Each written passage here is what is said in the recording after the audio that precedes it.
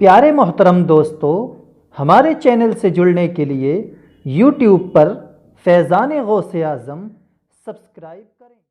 खजाना और ना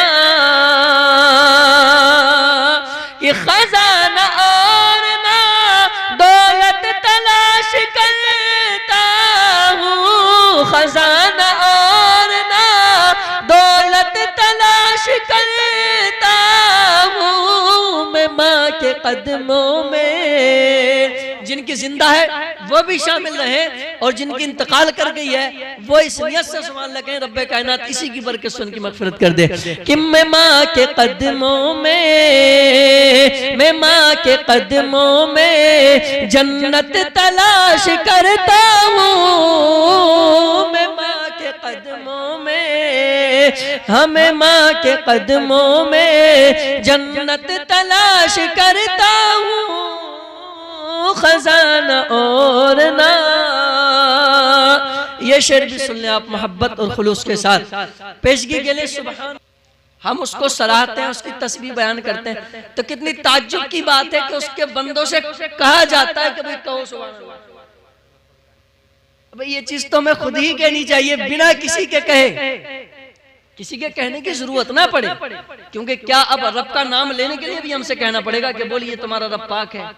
बेशक हमारे रब की जात इतनी बुलंद है कि उसका कोई ना हमसर है, ना कोई साया है, ना हमसाया है, ना कोई उसके बराबर है, ना उसका मिसल है, ना उसका कोई सानी है, ना उसका कोई शरीक है। वो सबसे आला रफा है, तो उसके जिक्र के लिए कोई हाजत नहीं है कि किसी से कहा जाए कि भाई बोलो सुभान अल्लाह, सुभान अल्लाह। मैं शेर पढ़ता हूँ मोहब्बत के साथ, कहले सुभान अल्लाह कि खजाना और ना दौलत तलाश करता हूँ।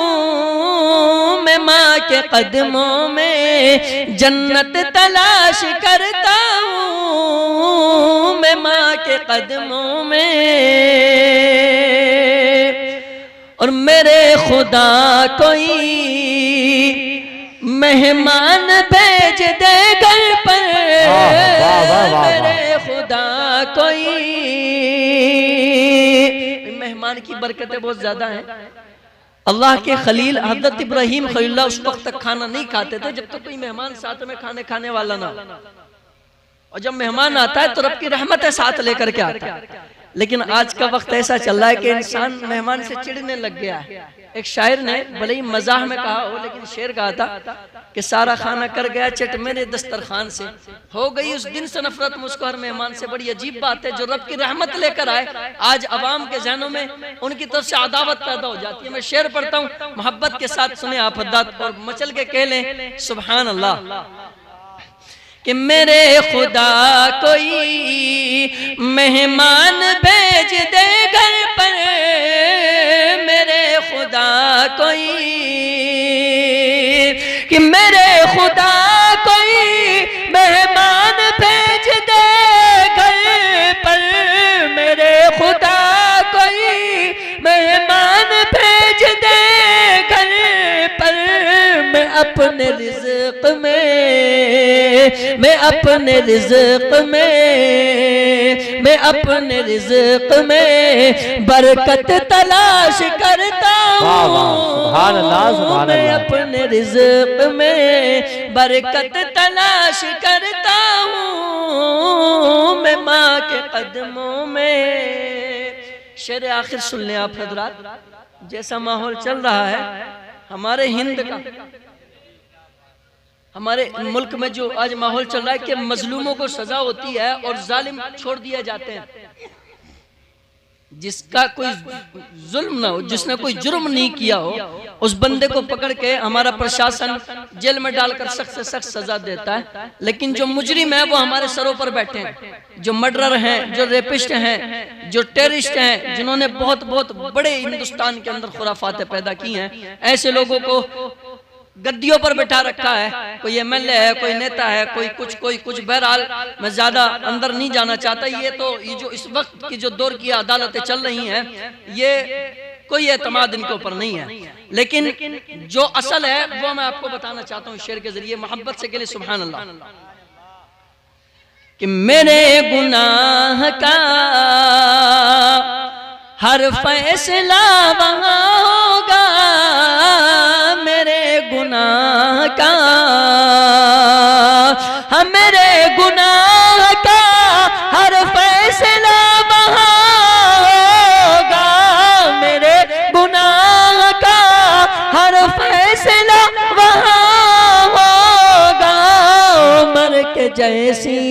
जैसी, उमर के जैसी, हाँ उमर के जैसी अदालत तलाश करता हूँ, उमर के जैसी अदालत तलाश करता हूँ।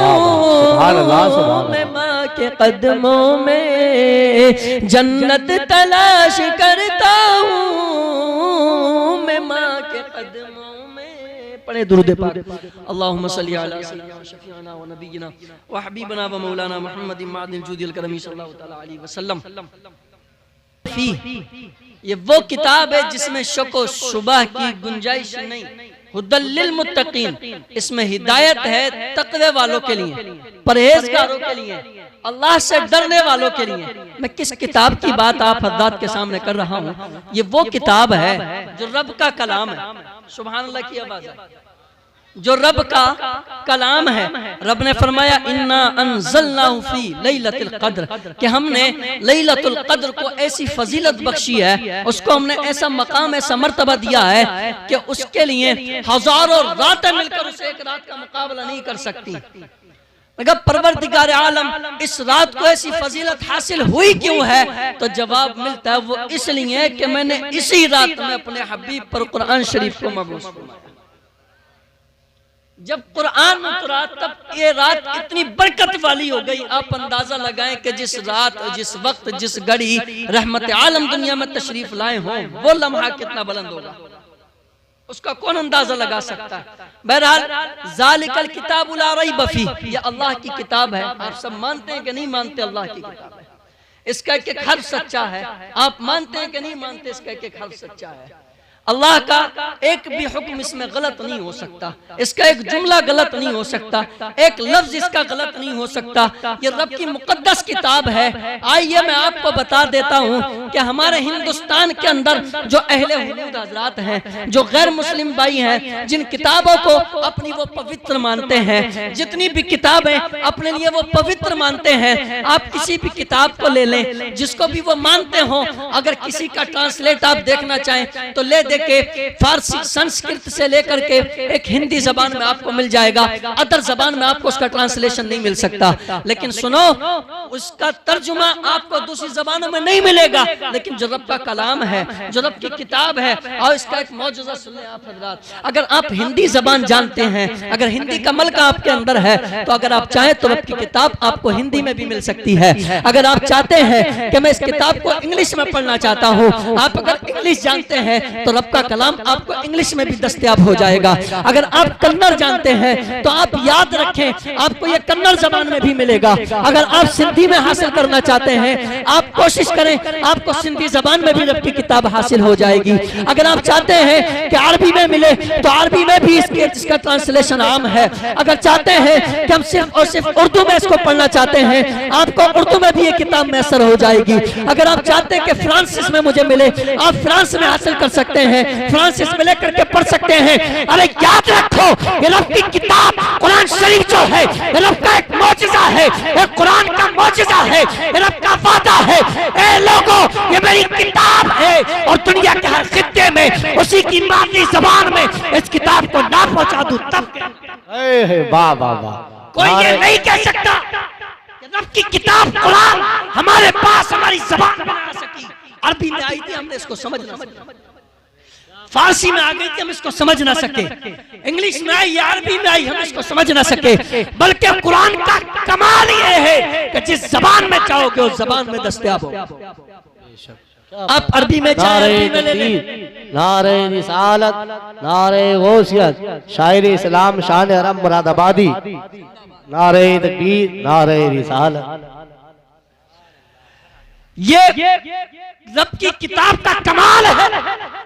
आप जिस जबान में चाहें उस जबान में हासिल कर सकते हैं, पढ़ सकते हैं। जिस जबान में आप आसानी के साथ समझ सकते हो उस जबान में रब की किताब को पढ़ें। वो इसलिए कि रब की किताब है, हर इंसान के पास अपने असल लफ्जों के साथ असल मानों में पहुंच कर कोई रोक नहीं सकता।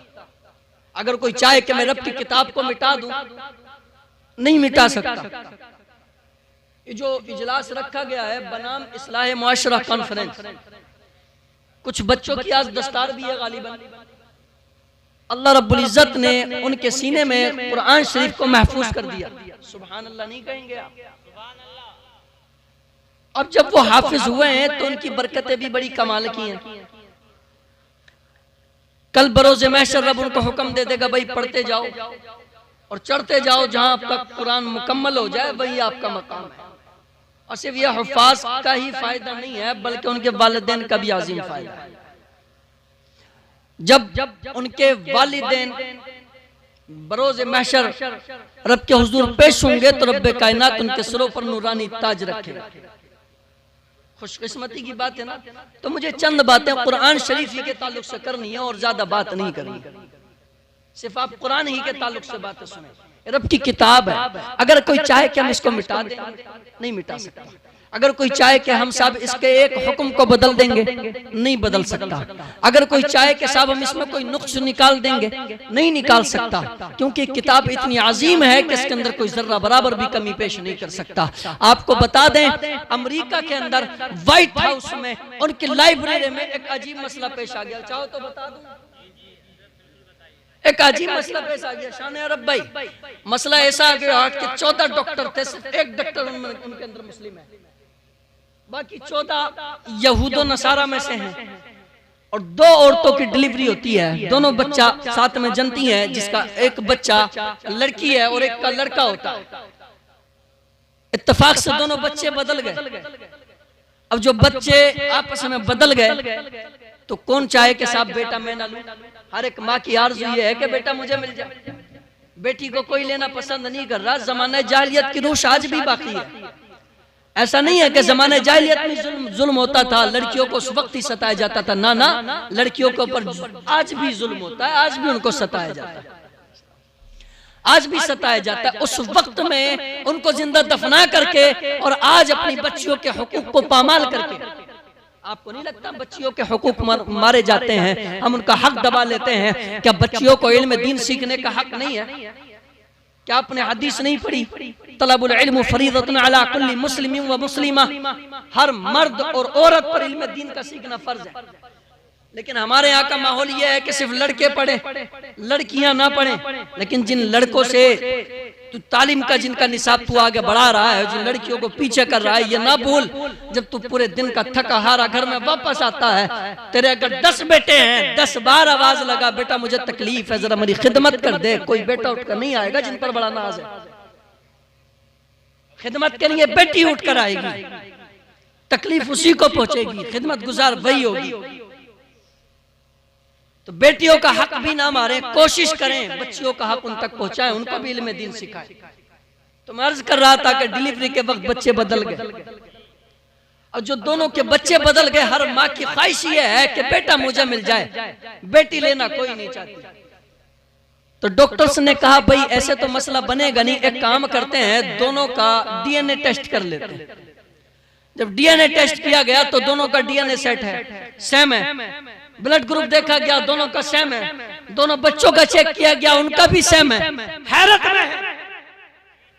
और जी बताने का मकसद ये है, अब समझ ले कि जिस रब की किताब की मैं बात कर रहा हूँ ना, जो आज दुनिया गाती है कि साइंस टेक्नोलॉजी बहुत बढ़ गई, एक बड़ी आगे जा चुकी है, टेक्नोलॉजी ने बड़ी तरक्की हासिल कर ली है। ये मोबाइल है, आप हजरात भी लिए बैठे हैं, स्क्रीन पे आपने लगा रखा है, आप वीडियो शूट कर रहे हैं, कह रहे साहब टेक्नोलॉजी बड़ी तरक्की कर चुकी है। यहाँ बैठो, यहाँ से बैठे बैठे दुनिया के किसी कोने में आप बात कर सकते हो। अगर दुनिया के पश्चिम में बैठकर आप बात करना चाहो, तो आप अगर उत्तर जाना चाहें तो सिर्फ 1 सेकंड का फर्क पड़ेगा, 1 सेकंड की देरी से आवाज आपकी दूसरी दुनिया के दूसरे कोने में पहुंच जाएगी। ये टेक्नोलॉजी का कमाल है। आप कहते हैं कि साइंस बहुत आगे बढ़ गई है, बहुत ज्यादा साइंस ने तरक्की कर लिया है। अरे सुनो, ये साइंस आज के वक्त भी कई 100 बरस पीछे रब की किताब से क्या, रब के बरगुज़ीदा बंदों के कलमों से पीछे चलते। जो रब ने फरमाया और जो उसके बरगुज़ीदा बंदे तशरीफ लाए, उस चीज से आज भी ये किताब ज़माने दराज पीछे चल रही है। आका अलैहिस्सलाम ने फरमाया कि सुनो, वश्शम्सु तजरी लिमुस्तक़र्रिन लहा ज़ालिका तक़दीरुल अज़ीज़िल अलीम वल क़मरा क़द्दरनाहु मनाज़िल हत्ता आदा कल उर्जूनिल क़दीम लश्शम्सु यंबग़ी लहा अन तुदरिकल क़मर वल लैलु साबिक़ुन नहार। कुरानी नुक्ताए नजर से सूरज और चांद मुतहर्रिक है, ये हरकत करता है, ये गर्दिश करता है, लेकिन जमीन हरकत नहीं करती।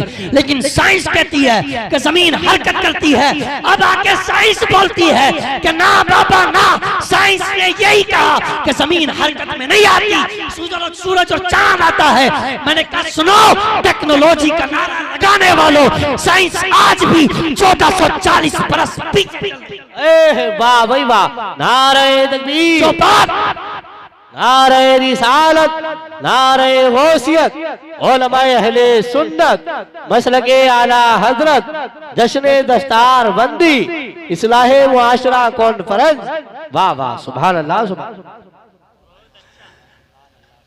जिस साइंस की हम बात कर रहे हैं, रब की किताब से 1440 बरस पीछे आज भी है।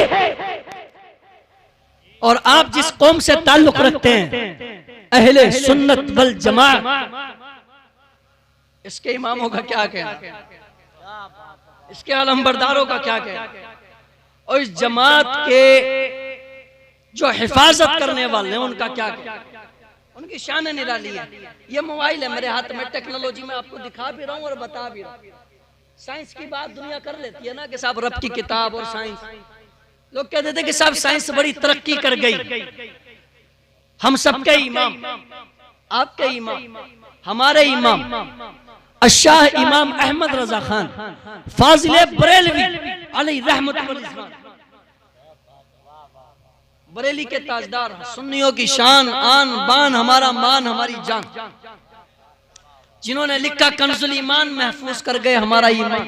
सुभान अल्लाह, सुभान अल्लाह। वाह, जो फरमाते हैं कि वो जो न थे तो कुछ न था, क्या बात है, वो जो न हो तो कुछ न हो, और जान है वो जहान की, जान है तो जहान। क्या बात है, सुभान अल्लाह, सुभान। ओ आला हज़रत जब तशरीफ ले गए मक्कतुल मुकर्रमा काबतुल्लाह शरीफ की ज़ियारत के लिए, तो उस वक्त घेर लिया वहां के उलमा ने कहा, एक हिंद से आलिम है आया जो हुजूर के बारे में ऐसी ऐसी बात कहता है और हुजूर के इल्म में गैब का कायल है। तमाम उलमा बैठ गए कि आप इसको साबित करके जाएं। बादशाह ने बुला लिया, आपने फरमाया कि जवाब अभी तहरीर कर दूं। कहा बेशक अभी तहरीर कर दे, बड़ी खुशकिस्मती की बात है, अभी जवाब मिल जाए। आपने कलम उठाया और किताब उठाई और लिखना शुरू कर दिया। और जब अपने कलम को आपने उठाया है और जब लिखना शुरू किया है, लिखते लिखते आपने ज़ख़ीम किताब चंद घंटों में लिख डाली। 8.5 घंटे में आपने अद्दौलतुल मक्किया किताब लिख करके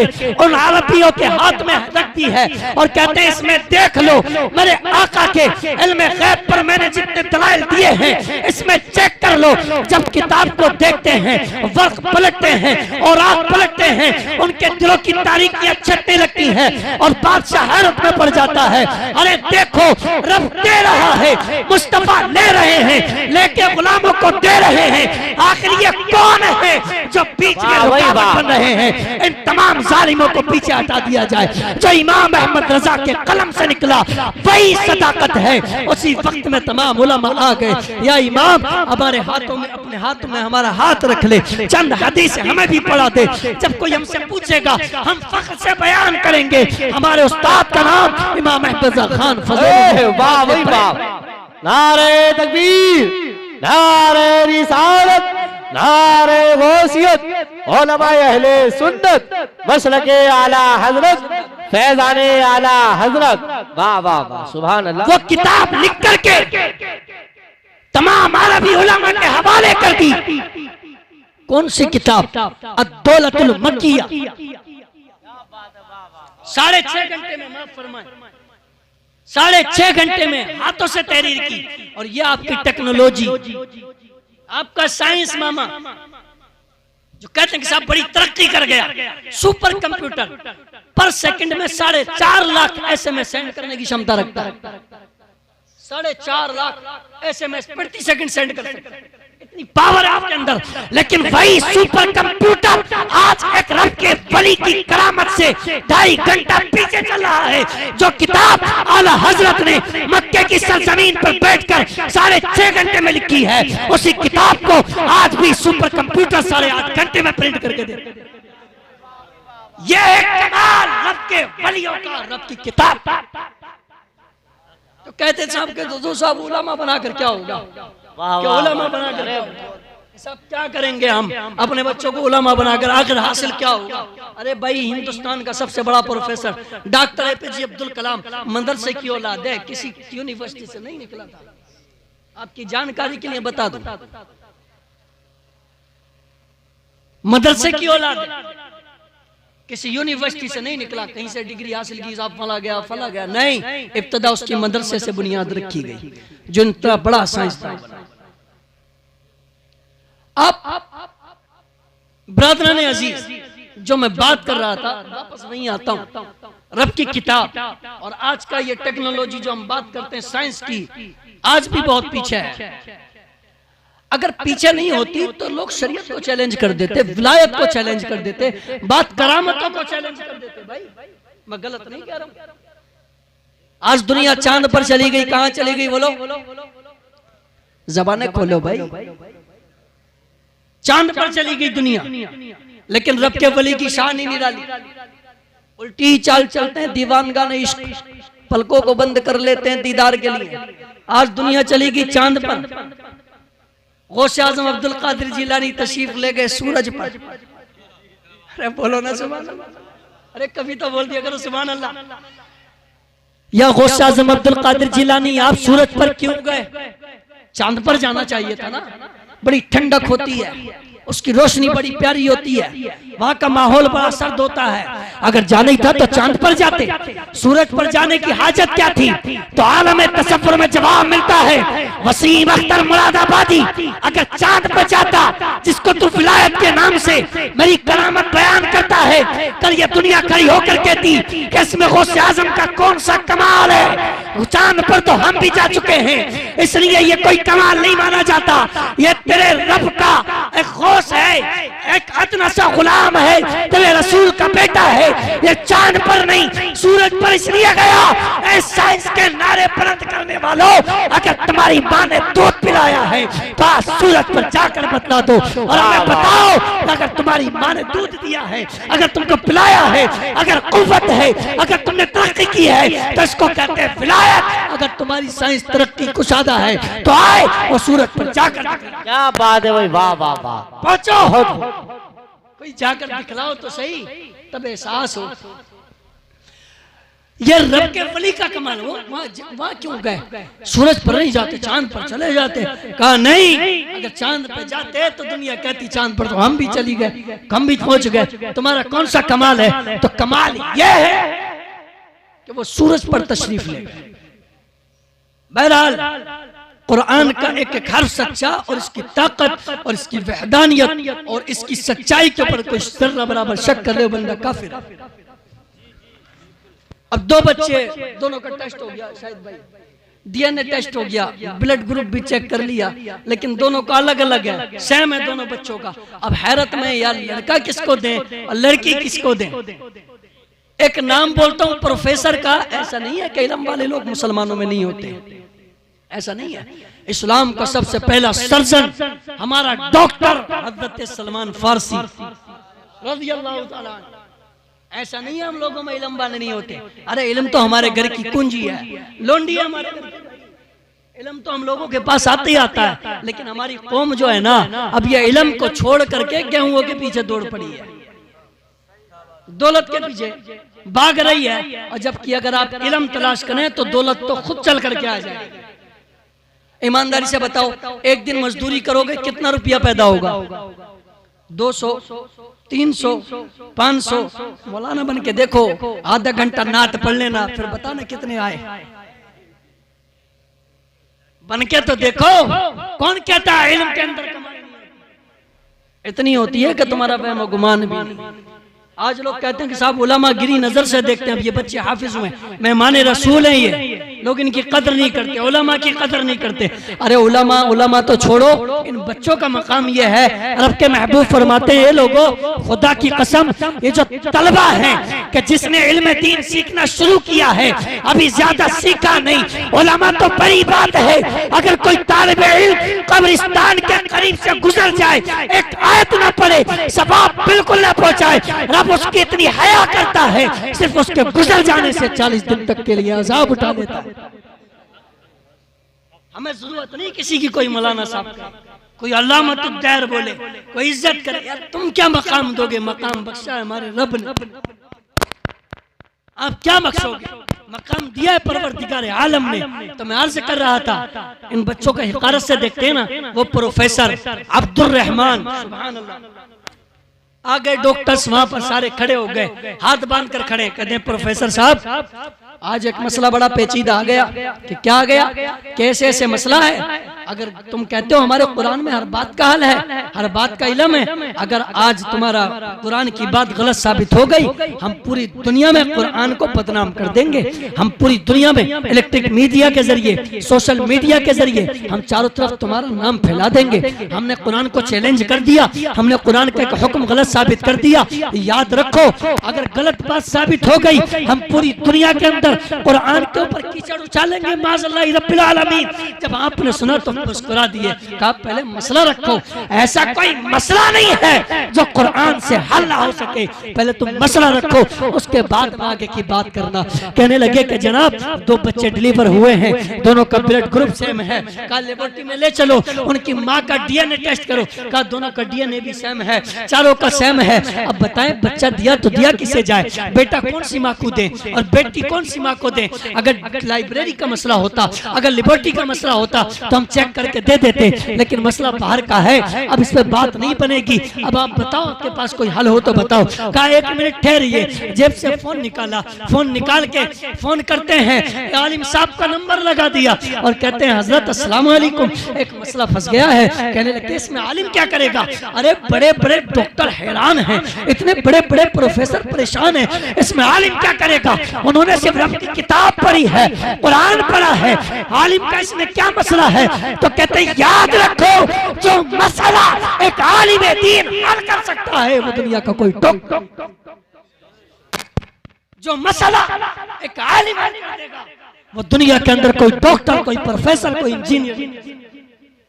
ये कमाल सिर्फ एक आलिम को रब ने बख्शा है कि जो मसला एक आलिम दीन हल करेगा, वो कोई दूसरा नहीं कर सकता। कहा ठीक है पूछो। कहा जी क्या मसला है?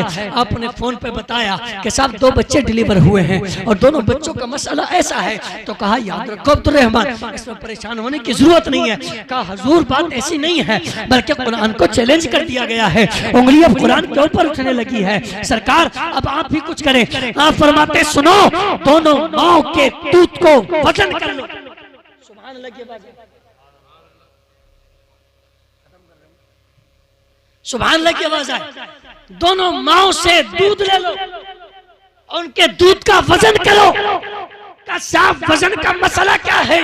क्या है वजन करो, और जिस दूध में वजन ज्यादा हो, प्रोटीन ज्यादा पाया जाए, उस माँ को बेटा दे दो, और जिस दूध के अंदर वजन हल्का हो, प्रोटीन कम पाया जाए, उस माँ को बेटी दे दो। का ऐसा क्यों है? का वो इसलिए कि अल्लाह रब्बुल इज्जत ने मर्द को हर चीज में फौकियत बख्शी है, इसलिए उसकी ग़िज़ा भी भारी होगी। कुरान का फैसला ये है कि जिस माँ का दूध वजनी बेटा उसी आ गए। आने के बाद में जैसे ही मसला रखा, का मसला ऐसा है, आने के बाद बोले हम बदनाम कर देंगे, हम तुम्हें परेशान करेंगे। कहा पहले जाकर इसका मसला हल कर लो। जैसे मैंने बता दिया, अगर वैसा ना निकले जो चोर की सजा वो अब्दुल रहमान। अब 10 के 14 डॉक्टर आ गए, माँ उसे वजन लिया, दूध लिया, दूध लेने के बाद उनको चेक किया जा रहा है। लेबोरेटरी में जाकर जब चेक किया गया तो एक दूध वजनी है, एक कम है। जब ये कमाल देखा, देखने के बाद खड़े हो गए, हाथ बांध के खड़े हैं और कहते हैं अब्दुल रहमान, जब तेरे आलिम दीन का इल्म का ये आलम और रब की किताब का ये आलम है, तो सोचो जिस पर ये किताब नाजिल हुई है उस मोहम्मद अरबी के अंदर क्या कमाल है।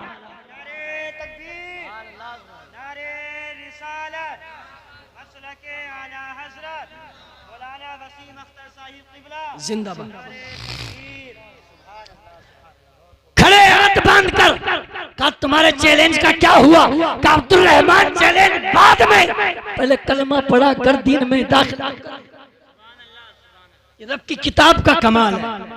समझ रहे हैं? दुनिया का दस्तूर भी ऐसा ही है। आप आखिरी जुमले सुन लें, मेहमानों की लिस्ट काफी तवील है, सुन लें आप हजरात आखिरी जुमले। ये दुनिया का निजाम है, दस्तूर है। अगर कोई ड्राइवर बनना चाहे तो भाई किसी ड्राइवर की नौकरी करे, ड्राइवर बन जाए। अगर मौलाना बनना चाहे हमारे हजरत की चाकरी करे, इनकी जुतियां उठाए, मौलाना बन जाएगा। कोई क्रिकेटर बनना चाहे जाए जाकर किसी क्रिकेटर की चाकरी करे, क्रिकेटर बन जाएगा। अगर कोई इंजीनियर बनना चाहता हो जाए किसी इंजीनियर की गुलामी करे, वो इंजीनियर बन जाएगा। ये दुनिया का निजाम है कि अगर इंजीनियर बनना हो इंजीनियर की गुलामी जरूरी है, डॉक्टर बनना हो डॉक्टर की गुलामी जरूरी है, अगर मौलाना बनना हो मौलाना की गुलामी जरूरी है। इसी तरीके से अगर किसी को जन्नती बनना हो आमना के लाल की गुलामी जरूरी है। जब आमना का लाल तुमको अपना गुलाम बना लेगा तो जहान तुमको अपना इमाम बना लेगा। खूब की शेरे चमन फूल चुने शाद रहे, बाग में जाता हूँ मैं गुलशन तेरा आबाद रहे।